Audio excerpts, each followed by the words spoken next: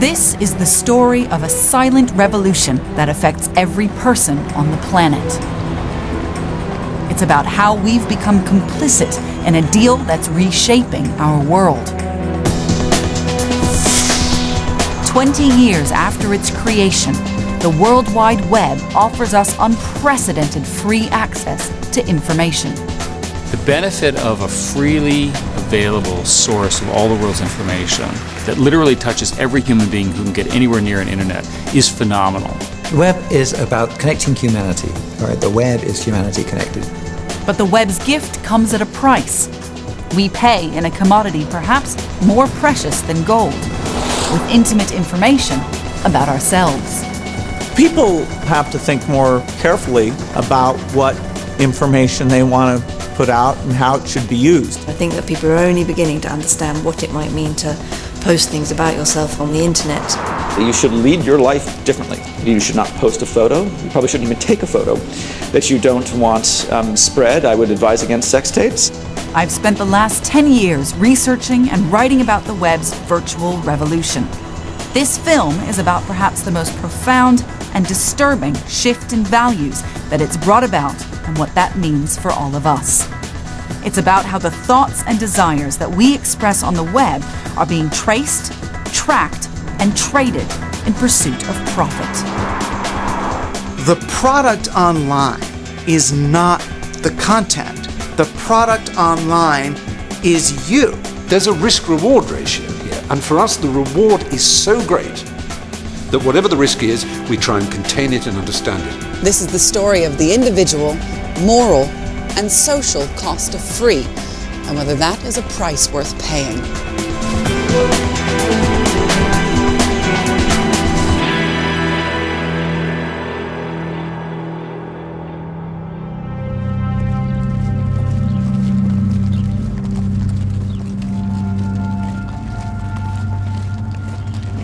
This is West Point. For over 200 years, the academy here has trained United States Army's elite military leaders. This is where MacArthur, Eisenhower, and Schwarzkopf all learned the art of war. In the 21st century, cadets are being trained not just in battlefield tactics and grand strategy, but in how to deal with a threat much closer to home. The web is now part of their curriculum. You've all heard of Trojans? It basically puts your computer under the control of someone else. Lieutenant Colonel Greg Conti wants his cadets to understand how the web makes both governments and the people who use it exceptionally vulnerable. And numbers vary, but anywhere. The web's one of the most popular technologies in the history of mankind. Every day a new company comes online offering new products, new services, and the tools are very compelling and they're very powerful, but what we're doing is really disclosing an unprecedented amount of information about ourselves to third parties, and that makes me very, very concerned. Digital information is slippery, and once it's out there, it moves, and you can't put the genie back into the bottle once it's out there. Are we being naive about the amount of information that we're putting online? We all want something for nothing. So every website we go to, every shiny new tool or service that's out there on the web, many people flock to it. And we need to consider, as we're using those tools, what are we giving away in return for this free product or service that we're getting? What are the risks involved, both on what we're giving away and the fact that the service may disappear tomorrow or may be bought by another company. So we might like their mascot now and we trust them and we like the colors of their logo, but they might not be the same company tomorrow.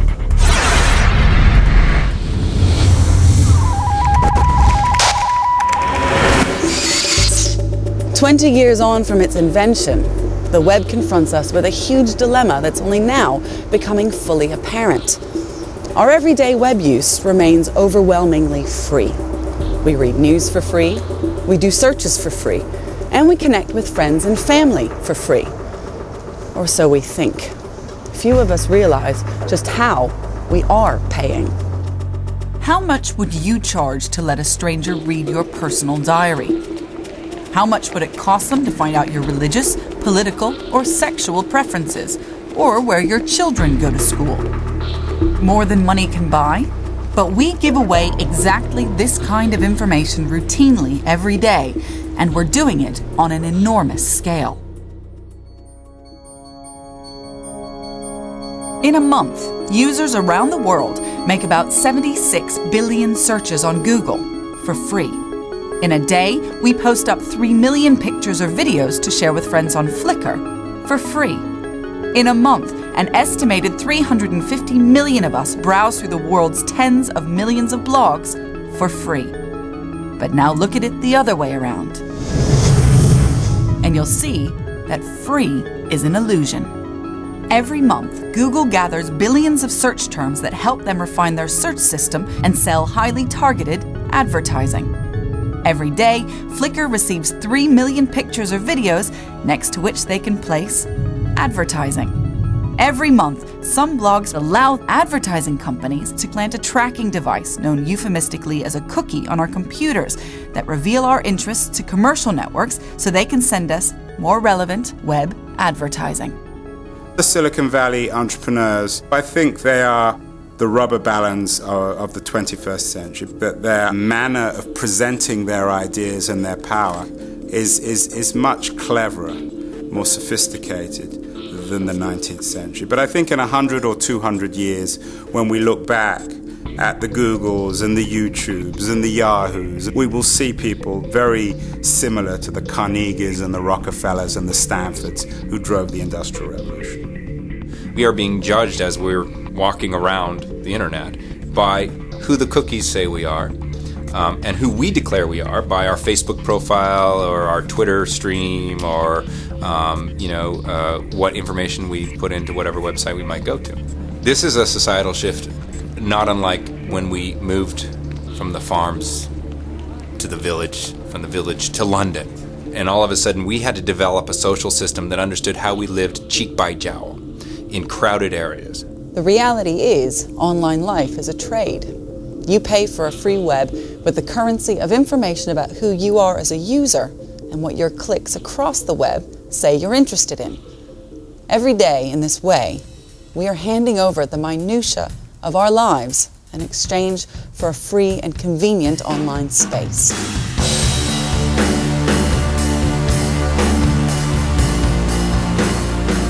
To understand how we've become consumed within the web, we need to go back 16 years and look at big business's early attempts to colonize the online world.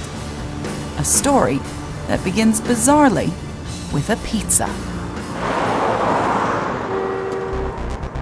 In 1994, Pizza Hut pioneered web commerce by taking orders online. It was called PizzaNet. This virtual revolution in fast food happened here in sleepy Santa Cruz, California, which back then had one of the most wired-up populations on Earth. Now, ordering pizzas online seems obvious and routine, but at the time, this was a huge novelty.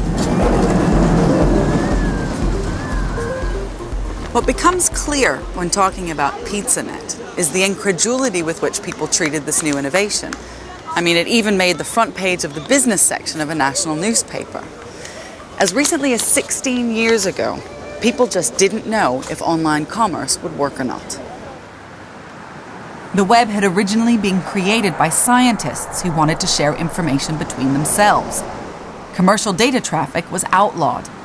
Back then, the web and money just weren't seen as things that went together.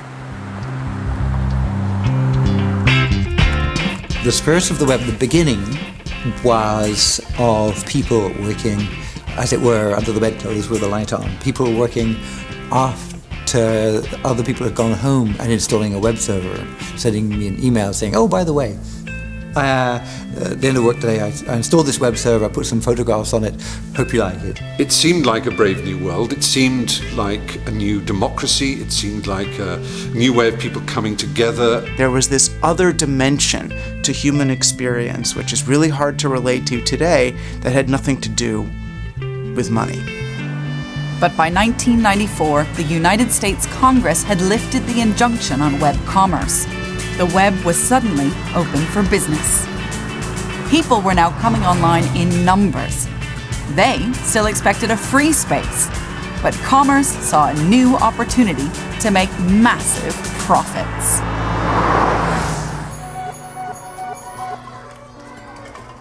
While the early web was rooted in academia and the counterculture of California, the web's first great commercial venture had its roots in New York, with the dream of a whole new interactive relationship with customers.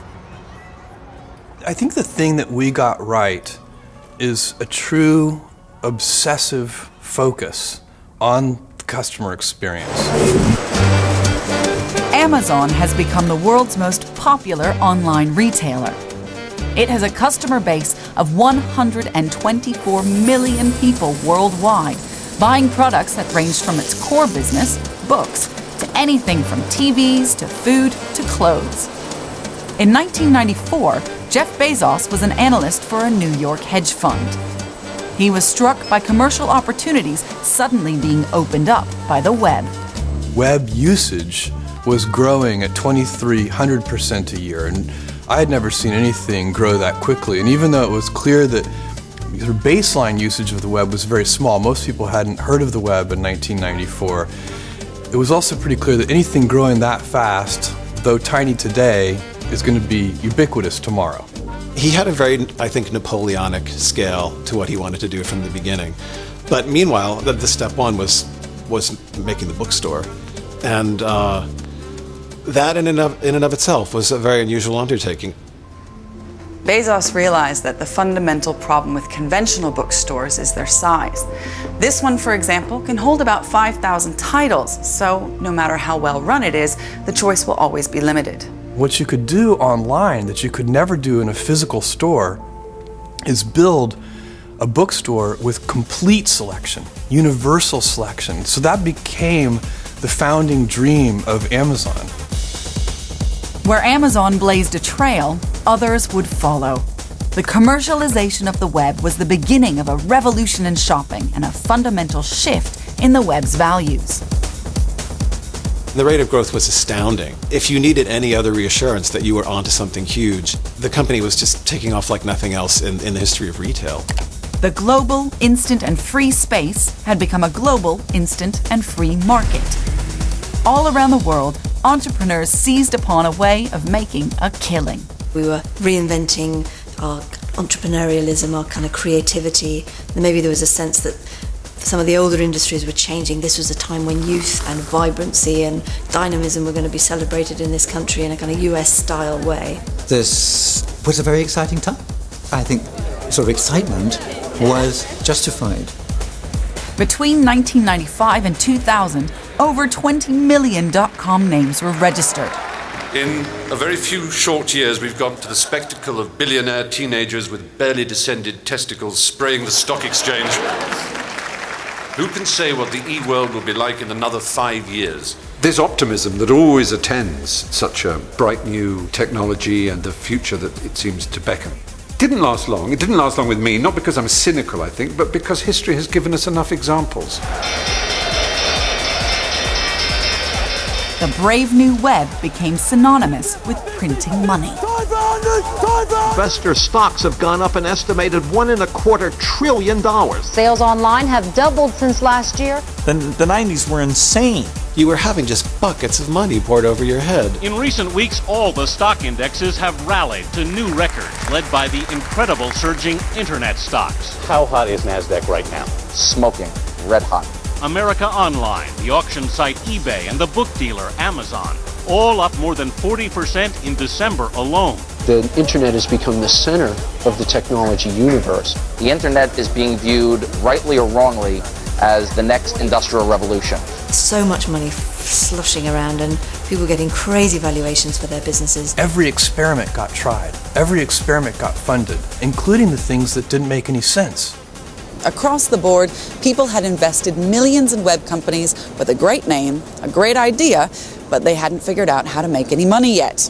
Apparently that could be fixed later. It was a recipe for financial carnage. In early 2000, the NASDAQ lost a quarter of its value. half of the dot-coms were simply obliterated in the bust that followed. Some $3.5 billion in paper wealth vanished in a year. In the froth of speculation, investors had lost sight of the risks they were taking with no certain prospect of a return. I think that people got overexcited and believed that the web was creating a completely new way of doing business because it was. And in many ways, it was totally disrupting existing business models. I think that people then thought any old business might work, which was kind of the logic that perhaps was flawed. People got confused and thought that, if you had a lot of web traffic, that must be incredible. No, building a lot of branches, that's more of a unique asset that somebody else can't duplicate. Building a website, was a kind of overnight thing. And so most of those companies weren't adding that much value. They just hoped that somebody who knew what they were doing would buy them, or somehow their scale would allow them to luck onto a business model. And yet, the dot-com boom had drawn millions of new users onto the web and made it mainstream. And companies had learned the lesson that it simply wasn't enough to create online versions of traditional shops. They had to rethink what the web could do that would allow them to make a profit.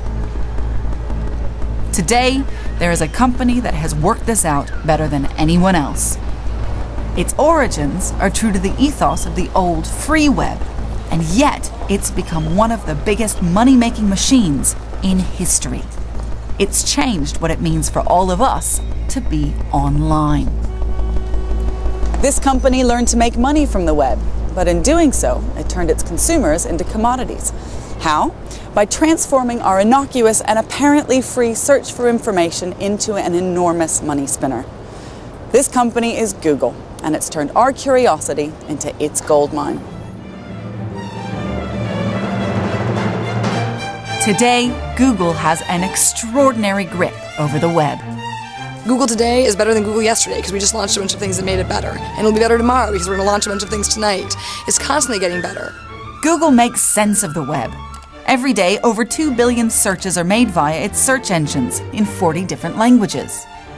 Normally, you'd ask a smart person for advice on anything, but now you type it into Google and you get tons and tons more information back than you ever got before. But it's not just search. Its free video sharing site, YouTube, is taking on television. We crossed the 1 billion view mark per day that we're serving. We can use Google to fly over the planet or even look over our neighbor's fence.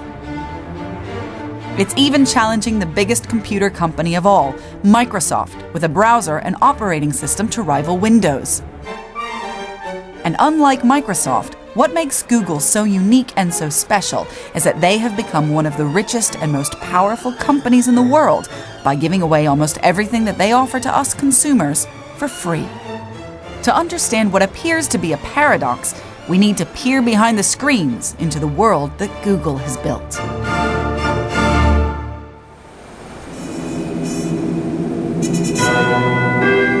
This is the beating heart of Google. At data centers like this, Google stores information about the web and what we search for. In the last quarter of 2009, Google made over $200 every second from the transactions that passed through data centers like this. Its net profits for the year was $6.5 billion. And that money comes from advertising, tailored around information that we give Google. Every time we use Google, we help them make money.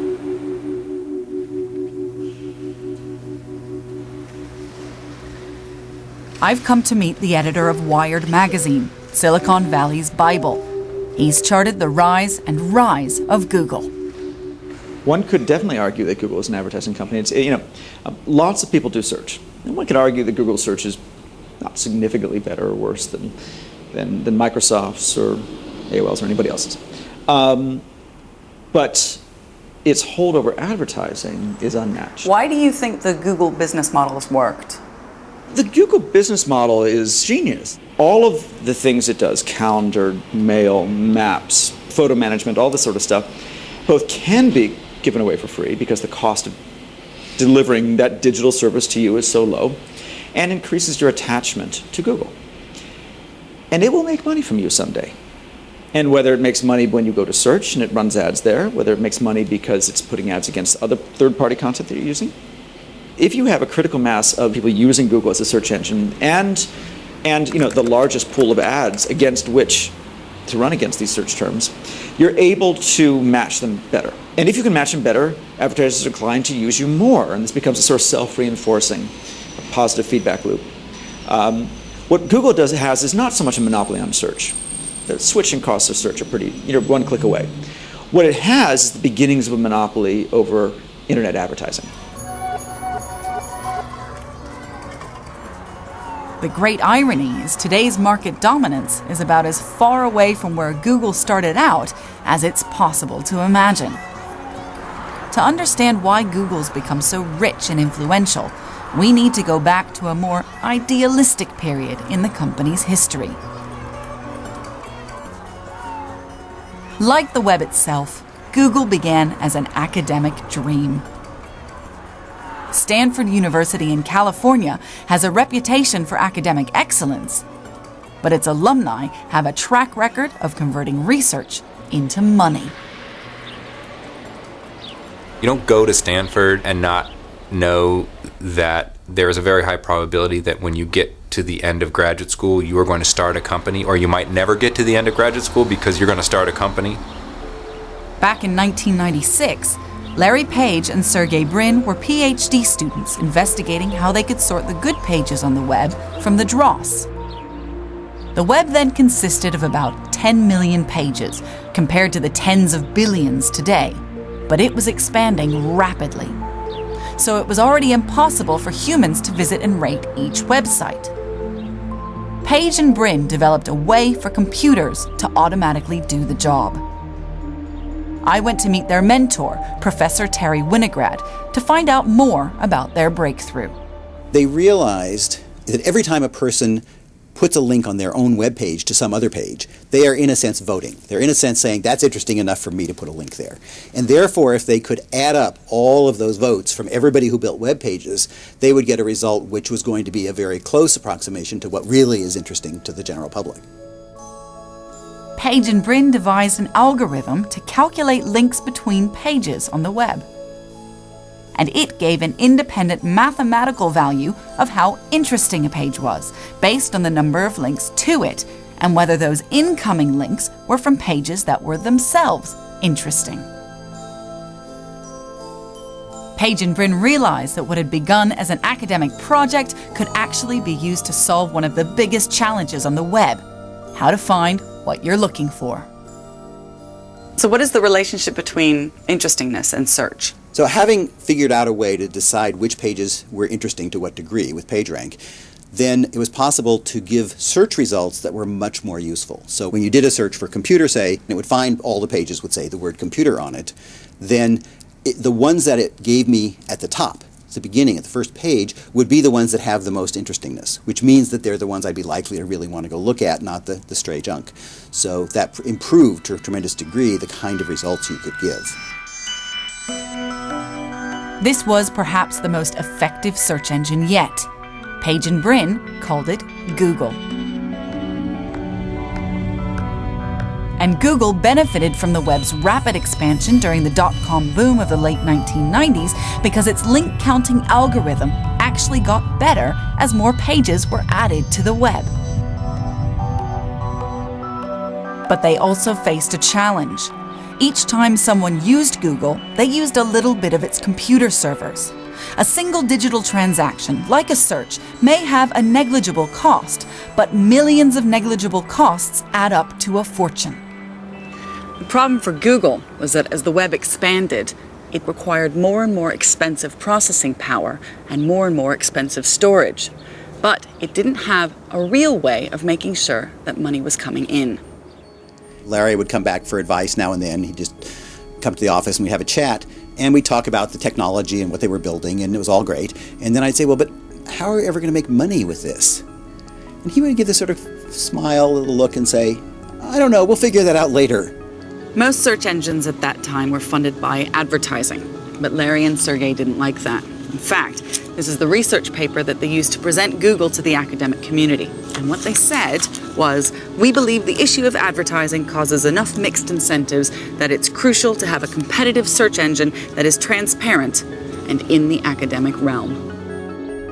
This is what Google looked like in 1998. Free of adverts, simple, clean, and white, Google's looks hark back to the amateurism of the early web. Yet whatever the ideals, Google still had to pay its way. Charging consumers to search was quickly dismissed as an option. Instead, Google realized that they could use their search engine to revolutionize advertising.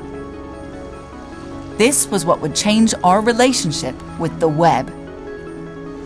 They knew that, by definition, when we search for something, we're telling Google our precise wants and desires. And with a system like Google's, those could be easily captured and traded.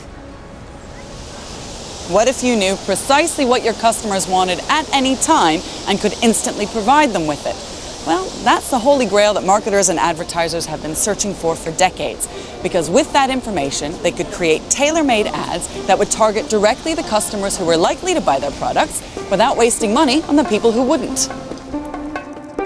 Just 2 years after voicing doubts about advertising, Page and Brin went into advertising and changed that industry forever with a system called AdWords. Type in a specific search term, and specific adverts appear in 2 sections of the Google page. Now, if you click on one of those adverts, money flows straight to Google as the advertiser pays for your traffic to their site. For the consumer, it's as simple as that. But what makes this special for advertising companies is that it's so targeted. A selling process initiated by a consumer looking for something in particular. Unlike the failed .coms, AdWords seem to be the perfect marriage between what the web can do and what consumers want. The first rule of the internet is that you can speak to each individual as though they're a different person. It's not a broadcast mechanism, it's a narrowcasting mechanism. And what AdWords is it's a single ad to a single person every time. It's catching people in motion. It's catching people who are already in motion towards something, already goal-oriented, already halfway there. Through targeted advertising to consumers, Google and ultimately the web had found a way to pay for itself. But Google's ambition ran even deeper than money. Page and Brin wanted to transform the web itself. They built into their advertising machine the analytical insight of their search engine. And crucially, this was what cemented Google's influence on the web. Their goal was to filter for consumers relevant ads from the irrelevant ones. So every time you activate AdWords by searching on Google, it unleashes a chain of events which can be illustrated like this. Let's say a car company wants to see their ad appear at the top of the page when someone searches for the words new car. They tell Google the amount they're willing to pay to make their advert appear. The process is actually an auction, so lots of companies might be competing for the top spot. But Google doesn't necessarily give the top spot to the highest bidder. It judges ads based on how relevant they are to the search and a range of indicators of the quality of the advertising company's website. In simple terms, P, the price the winner pays, is related to the value of bid multiplied by quality. This gets top billing. In this way, Google doesn't just rake in profits, but positions itself as a powerful arbiter of quality and relevance online. Google will make the entire world's information available to you, and occasionally we'll show you some advertisements. If you want to click on those ads, there might be something very valuable for you to click on, but you don't have to. I think that's the trade. AdWords is what made Google the dominant player on the web, and very quickly the rest of the web fell into line behind this model. Offer your products and your services for free while funding it behind the scenes with highly targeted advertising. Now, the irony is that this ultra-capitalist model requires that the web stay true to its non-capitalist roots. It has to remain an open network, easy to search, with no pay-per-view, and no areas that Google can't go. This open vision of the web also requires us users to play our part, consuming the eye candy in a virtual sweet shop of free content. The longer we're online, the more attention we pay, the more information businesses of all kinds can capture, and the more advertising they can sell. The product online is not the content. The product online is you. The product online are the eyeballs looking at that content and as much information about how to influence the hands connected to those eyeballs as possible.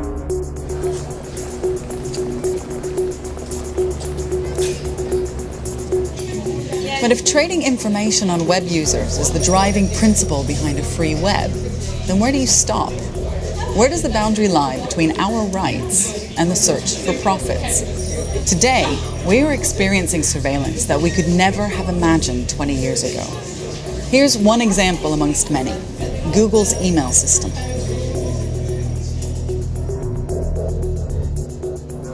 Every time you send a Gmail, it automatically scans the text inside to find keywords that might reveal what it's about. So if you write the word beach in your message, then ads down the side of the page might be about holidays. Or if you write about your pet, then you might get ads for pet accessories, medicine, dog walkers. If you're arranging to go out on the town with friends, ads for the local hotspots might show up. Or recipes for weight loss, then you'll get ads for healthy food or dieting courses. The email service you're getting is free, but Google's computers are listening in on the contents of your email and matching them with advertising that they think might be relevant to you. That is the price that you pay. Google points out that all free webmail services scan email, and that Gmail respects privacy because content is not revealed to outside parties. On their website, they say, "We let you know what information we collect when you use our products and services, why we collect it, and how we use it to improve your experience." But this isn't just about Google and email. Online advertising goes further still. Advertisers are eager to know about our activity right across the web, and so to better understand what we want, they're tracking our browsing habits. It's called behavioral targeting. Think of it like going on a shopping spree and accumulating lots of bags. When you buy something, you become laden with bags. The branding on the bags quickly gives away to onlookers where you've been and what types of things you've been buying, and what you're likely to buy in the future, all of which is very valuable to advertisers. This is how the online version of that works. When we visit a site that contains advertising, the advertising company's server sends back at us a cookie, a tiny file that identifies our computer uniquely. Now, as we surf the web, the cookie, in effect, tracks where we go, registering our interests with the advertising company. They then target adverts more accurately. Visit a car site, get car ads. Visit a travel site, get travel ads. It's that simple, yet also for many, deeply worrying. By monitoring somebody's web behaviour, you can build up a picture of who they're talking to, what they're reading, what they consume, and that can be an incredibly intimate and potentially powerful profile of somebody's life. Many of these judgments can only be quite poorly made out because they don't know the context you're in. So if somebody's looking up material on cancer, is that for me? Is that for a friend? Is it for a piece of coursework? And of course, real decisions can follow from that. I'm really not so vexed by behavioural advertising and targeting. I think that as long as it's transparent at some level, and you, the consumer or the user, have the ability to find out what is being kind of used to your benefit, your supposed benefit, then I feel quite relaxed about it, and I actually think that it can be an exciting leap forward. So, we've seen that we pay for web search through being targeted with advertising. We pay for some email systems by having our emails scanned for advertising opportunity. And we pay for browsing sites by being tracked through cookies. Consumers are becoming the consumed. We are watched and traded. If this wasn't enough, web commerce seems to be evolving one step further and perhaps in a more troubling direction. It's attempting to bury itself deeper in our minds, to try to shape what it is that we want before we even know that we want it. And this is where the old .coms come back into our story. Like Google, today many online retailers have got clever in collecting and analyzing information on their customers. We study your past purchase history and then use that in a statistical way to make predictions about what other things in this massive catalog of products that you might be interested in. What Jeff Bezos is talking about is a whole new level of interaction with customers and something that's defining the new commercialized web: recommendation engines. As you start looking for cameras, you start to see people who clicked, who looked at this also looked at that. People who bought this, people who clicked at this bought that. In the course of your clicking, the service becomes more useful to you. One way to think about that is we're sort of redecorating the store for each customer who walks in. If you think about a physical store, that would be impossible. You can't run around and rearrange the furniture and put the products that that particular individual customer might like most up front. Very, very difficult. But in an online store, of course, you can do that. You can redecorate the store for each individual customer. You can help people find things that they might not have ever been able to find any other way. Recommendation engines enable businesses to constantly personalize their offerings to match our interests and behavior. This intimate knowledge of customers gives web companies a head start in competition with real-world retailers. One of the best examples is how it's helping Netflix, an entirely web-based film rental company, to rival the bricks and mortar giant Blockbuster. We look at movies as a really rich area to try to understand human behavior and how to create a better experience than any other video system so that people watch more and more movies. Fundamental to their business is a computer algorithm called Cinematch that uses customers' preferences to identify other DVDs that they might like. Movie taste is very personalized. But what we realized is if we ask people to tell us what other movies they've loved in the past, that our computer systems can do a really good job of helping them choose movies that they're more likely to enjoy in the future. Netflix now has over 12 million subscribers and a turnover of $1.5 billion per year. Millions of people obviously enjoy these recommendation systems and are happy with what they get in return. But I worry that in the process, perhaps we've lost something. I wonder if recommendation systems don't defeat the point of the web. Isn't the vast possibility that the web offers for serendipity to bring us unexpected new ideas from accidental encounters being replaced by a process that apparently broadens our horizons, but actually sells us the same things? Amazon, because we carry universal selection, really dehomogenizes culture. It lets people pick the products that they want. You get to read the books that you want, not just the books that were cherry-picked and hand-selected to fit into a store of a certain size. But just because the web now enables us to choose from a vast selection, that doesn't mean we actually take up the opportunity. Faced with overwhelming choice, consumers tend to stick to what they know. In practice, what's become apparent is that we still huddle together in groups that confirm our existing beliefs. Now, for companies who want to sell us things, manipulating that little aspect of our psychology means massive financial returns. Some of the chance and some of the spontaneity has to be ironed out of the system for it to work. I mean, it's not a randomizer. I mean, it's doing something very deliberate. It's doing a kind of collaborative filtering, as it was called early on, and it's finding patterns, and it's trying to use those patterns to sell you something. Recommendation engines are very good at figuring out what people like me would do and telling me what that is. So I can then find out what people like me do.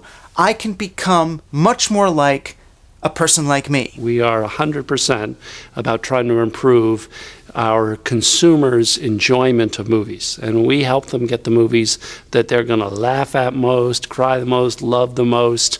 It's all about pleasing the consumer. And if that narrows, that's fine. If that broadens, that's fine. Recommendation engines, by telling me what people like me do and encouraging me to be like a person like me, they help me to become more prototypically one of my kind of person. And the more like one of my kind of person I become, the less me I am, and the more I am a demographic type.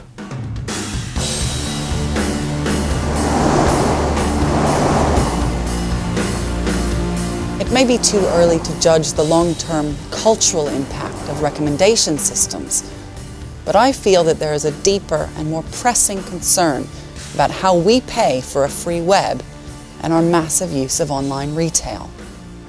We are actively contributing to vast databases of information about ourselves. 16 years of web commerce has utterly transformed what privacy means in the 21st century.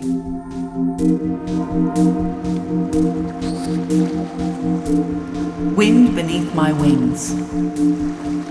60 single men. Fear that spouse contemplating cheating. How to kill oneself by natural gas. Numb fingers. Dog that urinates on everything. Foods to avoid when breastfeeding. These are real people's intimate thoughts, just a tiny fragment of searches made anonymously by people who believed that they were using their computer in private. In 2006, the American computer giant AOL released a file containing every search made by 650,000 of their users over the previous 3 months. Each user was identified only by a numerical code. But one journalist at the New York Times was concerned that these outwardly anonymous searches in fact were so personal that they would reveal the identity of the searcher. How long would it take to unmask them? One kind of popped out at me, I think in part because it had a lot of searches that were obviously local searches, like, landscapers in Lilburn, Georgia was the one query. And that's not something you're going to look for if this is some town, across the country from you. Chances are you're looking for a local business. The user was known only as number 4417749, and this person's searches soon became much more intimate.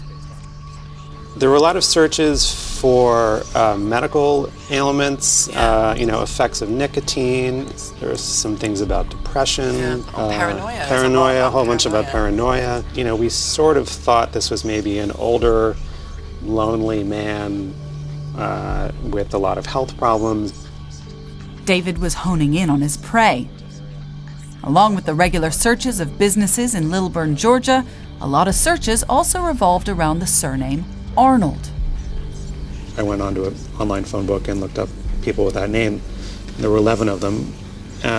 One of them lived on Shadow Lake, and I went back and looked in the search queries. It said Shadow Lake subdivision, Gwinnett County, Georgia. And I said, that's got to be the person.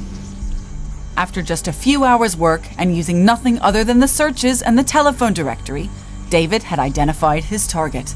She was a 62-year-old woman called Thelma Arnold. She was pretty shocked and angry about this. She said, I had no idea someone was looking over my shoulder. My whole This is like my whole life is on here. Thelma explained that many of the searches for medical information were not for her, but for her friends who didn't have access to the internet. People are just typing in questions that they would probably never ask another human being, and yet, here they are at their computer, and they think that the internet is the source of all knowledge, and they have no idea that anyone is recording this stuff that they're searching for. Think back to the search terms that you've stuck into the search engines over the past week or so. It's likely that you can't remember most of them. But as the AOL story shows us, it's these incidentals that, when pieced together, can give us a surprisingly revealing picture about who we are. There are so many things that people do on the web now which are very, very intimate. In a way, if you know what somebody's browsing on the web, you find out whether somebody is gay and wondering about coming out, looking at other people's stories. Somebody belongs to a religion that really is very different from the one around them. There are all kinds of very, very sensitive things that people do on the web. This massive ability to communicate with other people all over the world, this massive ability to access all kinds of information and services and so on, all of that positivity has a dark side. And the darker side of the web, to some extent, includes the ability of those behind the screen, those who are providing this space for you to monitor you. The average person seems very pragmatic about it. As long as it works, and as long as all the laws are followed, they seem perfectly happy to share personal information to make their experience better.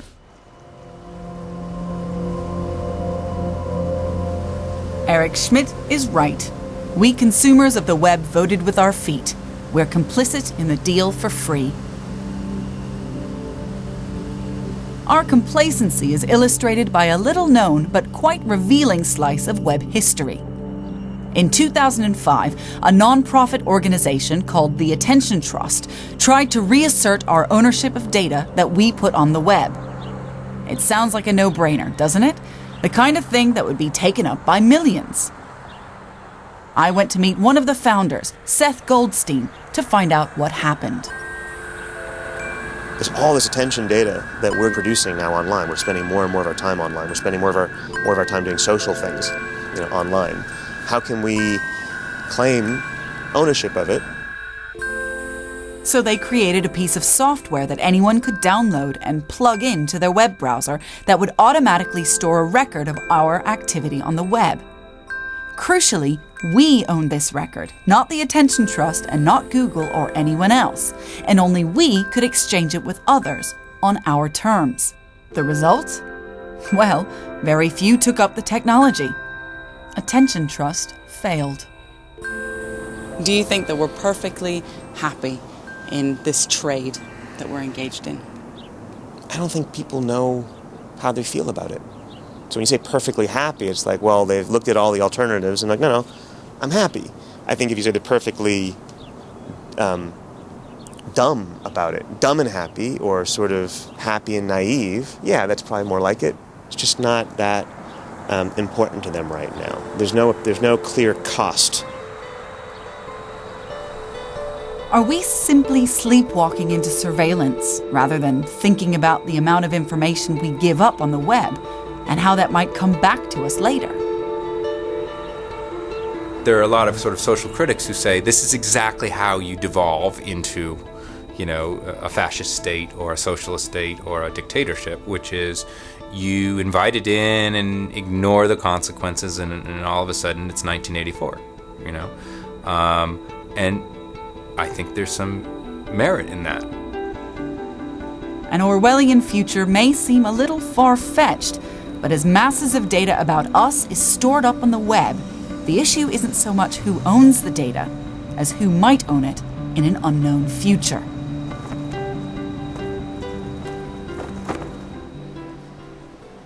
Dana Boyd is a sociologist at Harvard University who believes there are lessons from history in how data collected today can have unintended consequences tomorrow.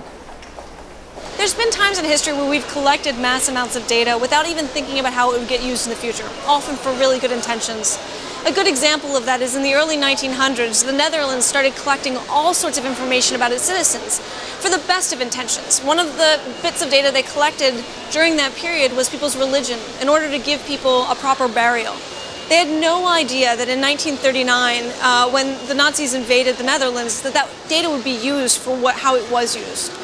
We have companies collecting massive amounts of data about citizens. People don't have an imagination of what it means to aggregate all of that data going forward. They have these expectations of what possible terrible things can be done with these huge digital dossiers. Frankly, most companies aren't quite sure what to do with them yet. The companies are still trying to work it out, which is why they're collecting all of this data. And they're not quite sure where it's going. But perhaps just as troubling as these huge automated databases are the databases we freely add intimate information to ourselves. The great wave of web innovation since Google has been in social media, networking through video, microblogs, and sites like Facebook and MySpace. Young people have pioneered this revolution, and Dana Boyd is studying how they feel about living in an online commercial space. There's so much data being collected about us online. Do you think that kids are complicit with this? Do you think that they know what's going on? Or do you think that they're naive about what's going to happen with their data trail? The irony is that young people actually understand the corporation advertising trade-off better than they understand the long-term implications of that data and information. So one of the things you'll hear from young people is they'll say, well, if it gives me ads, that means it'll be free. And, I'd rather it be free. And part of it is they've never known a non-commercial world. Advertising is pervasive in their lives. The generation growing up with the web may be embracing commercial reality in return for free convenience. But aren't they missing out on what the old web once promised? What we've done is limited the range of human expression and activity on the internet to those things that are market friendly.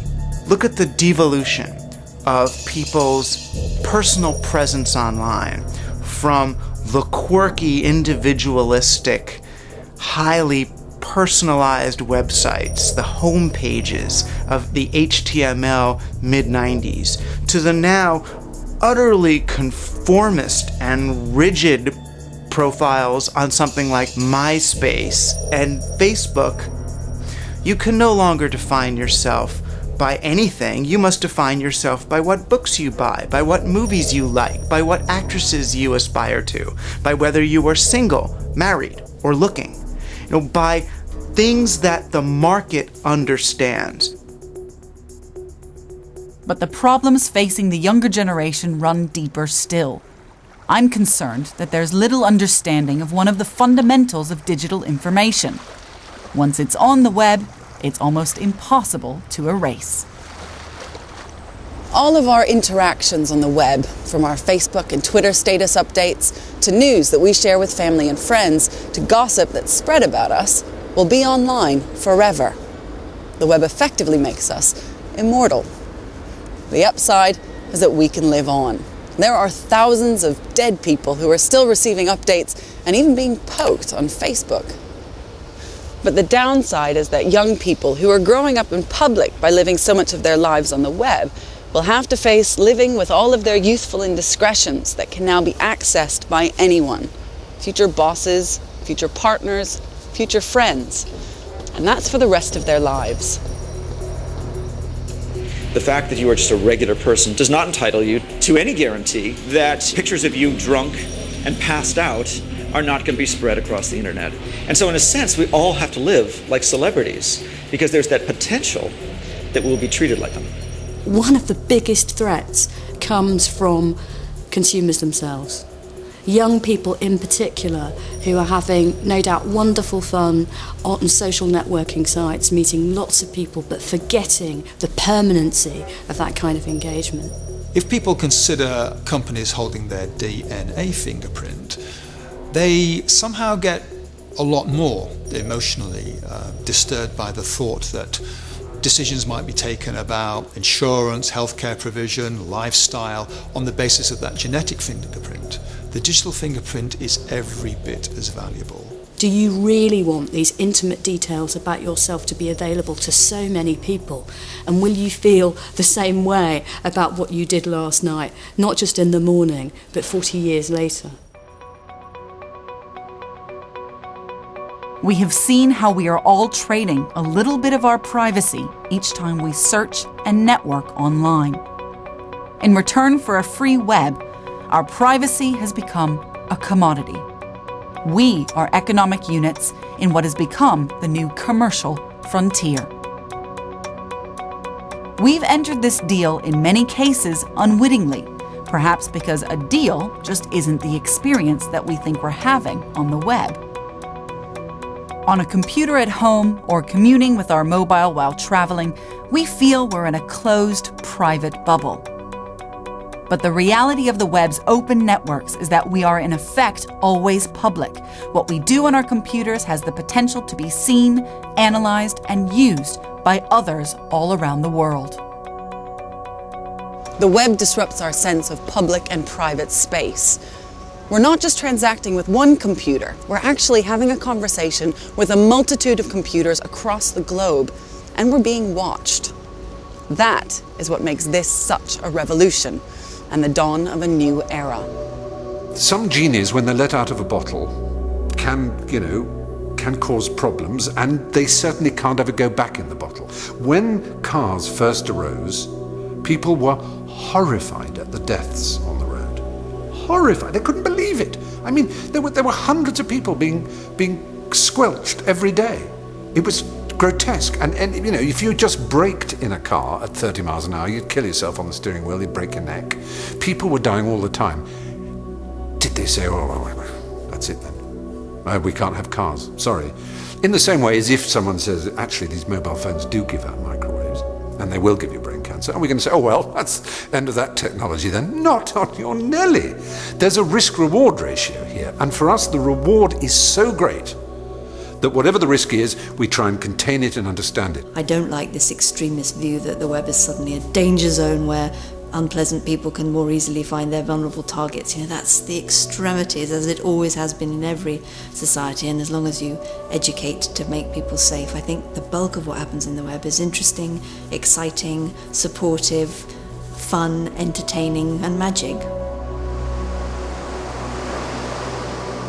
Paradoxically, what makes us exposed as never before is also what makes the web such a magical opportunity to share, roam, and nose around in the riches of human knowledge. But as commerce comes to dominate the web, I believe we must wake up and understand the true cost of free, how it's redefining privacy, personal space, and perhaps ultimately, who we are.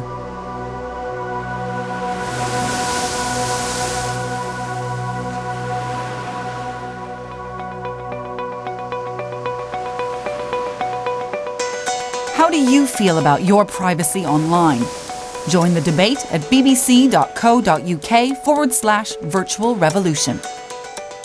And follow the links to the Open University for more from those reshaping the web and the world. Next time, the impact of the web on how we think and how we relate.